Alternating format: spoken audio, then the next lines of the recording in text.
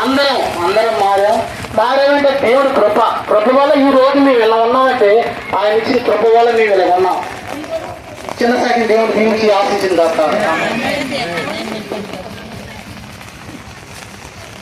అంచెల వలసలో స్వార్థ చేస్తున్నామండి. ప్రియమైన గ్రామస్తులారా, సహోదరుడి గురించిన ఇవన్నీ సువార్త ఆటోలు, ఇవన్నీ సువార్త ఆటోలు. దేవుడు యేసుక్రీస్తు ప్రభువారు ఎంత దయగలిగిన దేవుడు.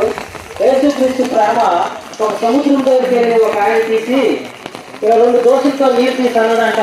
ఈ యేసుక్రీస్తు ప్రేమలో ఈ దోశ అంటే చూశాను. 2025 10వ నెల 27వ తారీఖు స్వార్థ జరుగుతుంది.